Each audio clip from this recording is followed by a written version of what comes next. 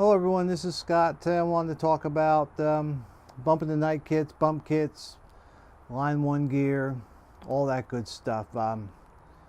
Glad to have you with us. Welcome to the channel. If you like what you see, hit the subscribe button. Currently I am not monetizing this channel, so it's just a vote of confidence when you like the channel. So hopefully we'll see you do some more stuff and at least give me an idea that you guys kind of like what I do, or maybe don't give a flip, I don't know. But anyhow, we'd like to see more of you on there. What I want to talk about today is bumping the night kits or bump kits. There's been a lot of chatter here and there on the internet about such things, along with this line 1, line 2, line 3 gear stuff. And I really want to take a moment and talk about my approach on it, because it's a little different than some folks. What do you do when it's 2 o'clock in the morning and you hear a racket in your backyard, or you hear somebody's banging on your door and screaming obscenities or whatever? I mean, what do you do? In the past it was, grab my gun and head for the door in my Ranger panties or whatever. But the more I started to think about that, especially when I thought about it in February, because even in Georgia it can be cold in February, running outside barefoot in my Ranger panties was probably not the wisest decision I could make. And so I have kind of put together some things that I keep by the bedside that are easy to find, easy to put on, and readily available. One of the things that I use is I have a pair of just slip-on shoes. These are made by Sperry. It's a rubber sole. It's grippy. They slip on real easy. There is some amount of cushioning on it, so if you walk across stones, it won't hurt your feet. They'll also stop things like sweet gum balls or chestnut balls, the seed pods. They're pretty easy. I have waterproofed them a little bit. I use them for work because in places I go, sometimes they make me take my shoes off, and so this is easier slip on. They work really well.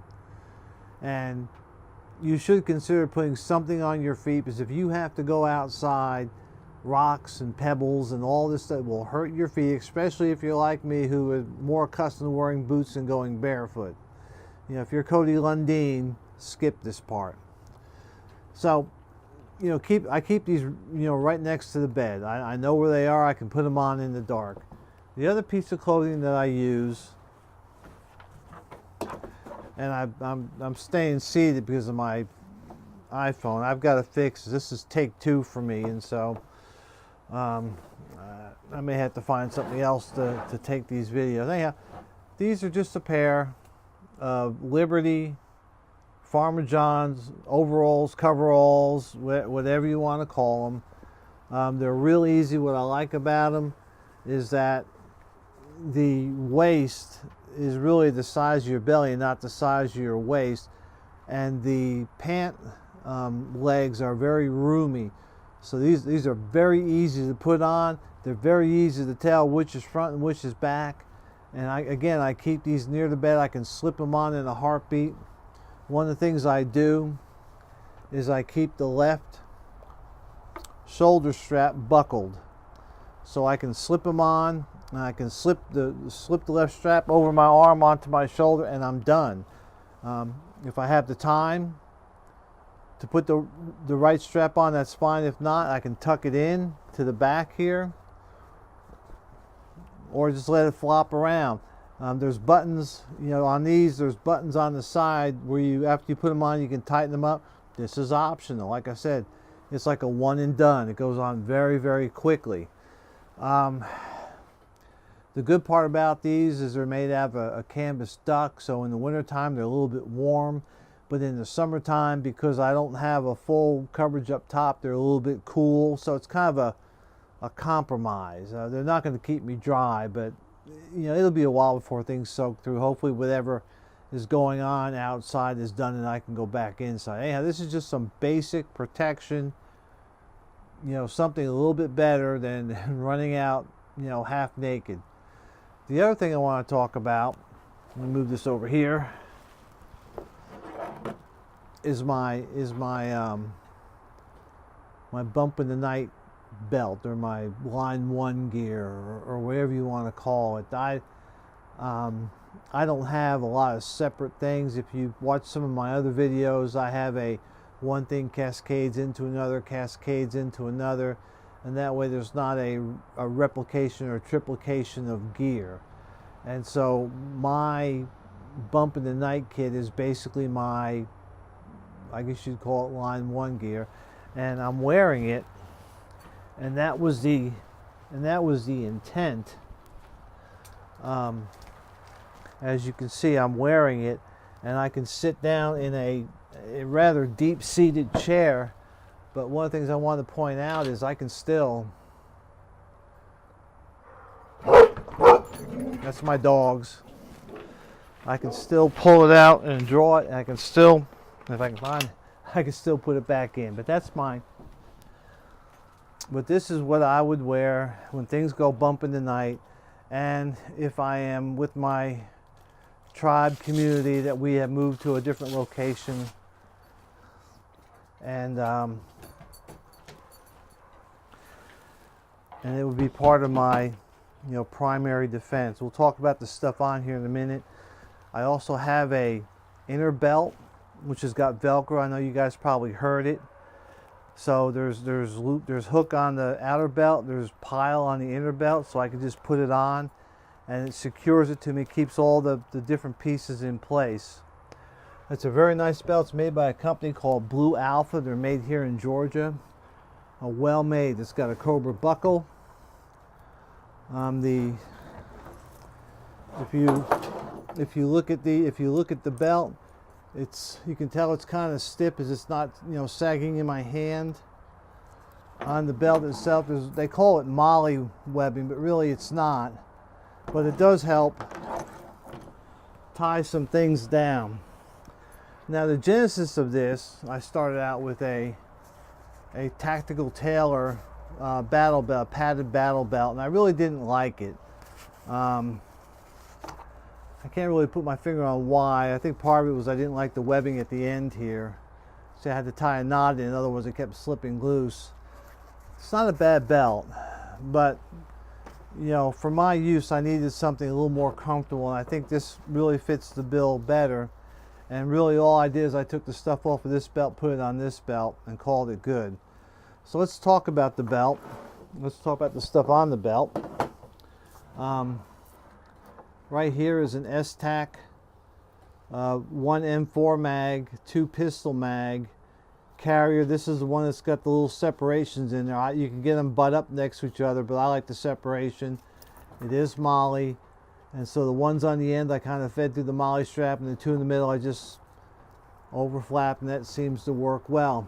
One of the things I like about S-Tac is I don't need any other retention other than this. That there's plastic in here that holds these tight enough where the magazines won't just drop out. The other thing I like about it is, if you notice in here, I keep 5 rounds of shotgun. Where I live right now is a little bit more suburban. An M4 would not be a good thing to have here because of the close proximity of my neighbors. However, a shotgun works just fine, and so that's what I use here, is I have a pistol and my shotgun. But the nice part about this is that it fits this perfectly.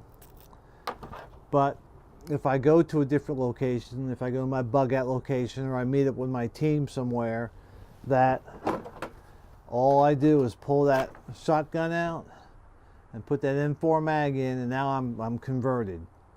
I don't have to change anything on my belt other than the magazine for the shot shell holder. I like that. Looking behind that, this is I'll take these out, we'll talk about them in a minute. This is made by, I believe, 10-speed gear. It's a flexible 2-pouch, very durable material. And what I like about it is that when I'm not using it, it folds flat, but it'll fit almost anything. I haven't tried it, but I think these will take magazines. Yes, I can put, you know, I could take the knife out, put magazines in. I can, you know, I can take the knife out and put a multi-tool in, take the flashlight out, put another knife in. It allows me that versatility. In here I keep a Streamlight ProTac 2 LX. Very bright light, uses two CR123s, has all your basic functions. You can adjust the brightness, you can strobe it. I think you can do SOS. It's got a tail switch, so you can use it with your pistol. And that resides there. In the back I have a Spyderco paramilitary, and it resides here. Now, some of you may have noticed that my holster is on my right side, and I am right-handed. However, my knife is on my left hand. I want to take a minute to talk about that.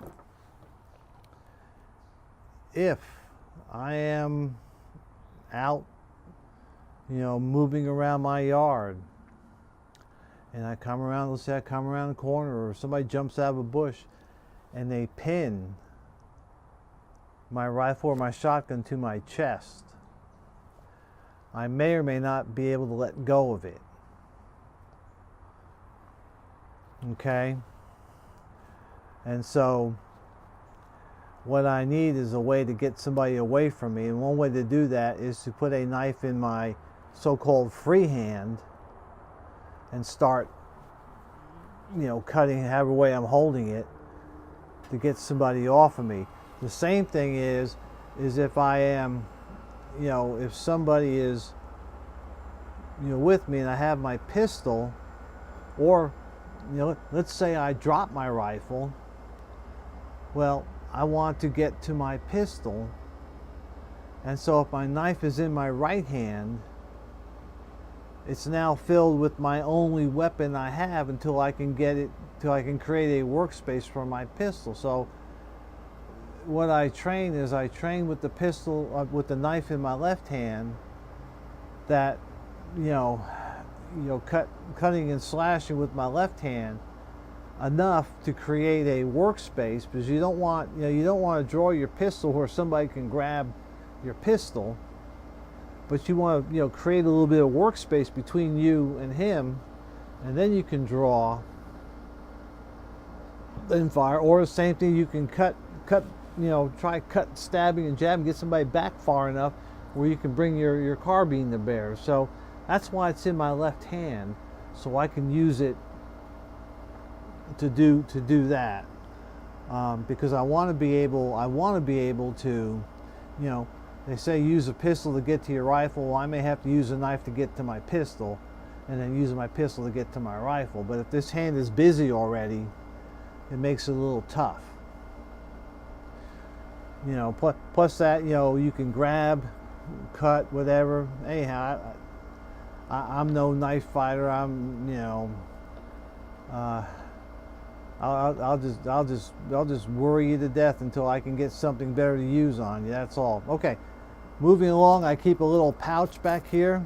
I haven't locked this one down yet, but all this has in it, in the front pouch here, I have one of those little, it's I believe they call it, it's a rat tourniquet. Yeah, rat's tourniquet. And I like these because they're small, and they're fairly inexpensive, and they're fairly durable.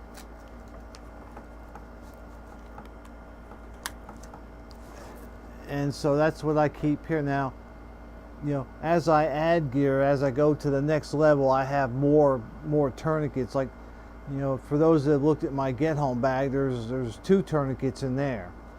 But this is, you know, there's not a lot of medical stuff on my kit, because I'm either near my home. Hopefully my wife is calling the police and the ambulance while I'm out doing whatever it is I'm doing, or if I'm with my tribe or my community, I'm not far from a medic in this circumstance. You know, I am back at the home 20, so to speak. You know, something has happened where we're not in our full battle rattle, and so, hopefully we're not that far away. In the back of this kit, I do keep a survival blanket here, and I keep a little E&E kit. The only thing that's in here is there's a signal mirror, there's a whistle, there's a compass, there's a ferro rod, and there's some fire starters. I think that's about it. It's just enough that, you know, it really serves the purpose as an E&E kit. If I get stuck in the woods, I can navigate a little bit. I can start a fire. I can keep myself warm a little bit. I can apply some first aid. It's not, you know, it's enough. It's just enough stuff to keep me going till hopefully that me and my tribe or me and my family can regroup somewhere. So it's just enough stuff. But that's why I keep it on here. This is really kind of the line 1 stuff, and that's why I like it. Moving there, I keep my pistol in a ALS Safariland holster. If you're not using one of these, you need to seriously consider getting one of these ALS. I don't care what model, get one. Leather really in today's world is, for holsters, is no bueno.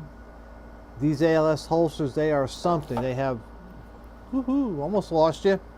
They have positive retention, and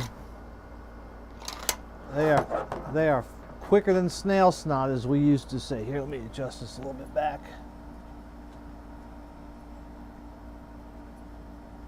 Oh, all right, we're a little crooked, but I'm almost done. But consider getting one of these. This is on a low ride duty holster adapter. Like I showed you before, I can pull it. Let me see if I can fix this. I can pull it out if I need it, sitting down, which is important. This whole rig I can wear. It's comfortable. But you got to consider, you know, when I build my kits, I build them to me, which may not necessarily apply to you. Like I said, I'm an old guy, and you know, for me, I'm not going on patrol. I can't keep up with people a third my age anymore. So, you know, there's lots of things I do. You know, in the back 40, there's lots of things I do. I mean, I still practice shooting. I'm a pretty good shot. You know, not like some people, but I'm okay. And there's a lot of things I do, and one of the things, or some of the things I do, require sitting. So a requirement for me is being able to sit in a chair. And with this belt, I can do that. And with my next level of gear, I can still do that, and I'll show you that. So, you know, this is geared for me operating, you know, where I perceive I will be operating, and it may not be, you know, where you operate. And so, but it's food for thought for you. Help give you an idea. At least have something together for 2 o'clock in the morning, because man, when 2 o'clock in the morning somebody's banging and screaming at your door, have a plan and then be able to act on your plan. Like I said earlier, if you like my channel, hit the subscribe button. Love to have you with us. We're still a young channel. We're still trying to grow. I am in the process of moving, and so, you know, things are a little sketchy, you know, in and out here, but I try to put stuff out at least each week. I'm also working on a podcast so that we can have other media available to help everybody take that next step. Well, that's all I have for you all. So everybody stay safe and stay secure, and we'll see you.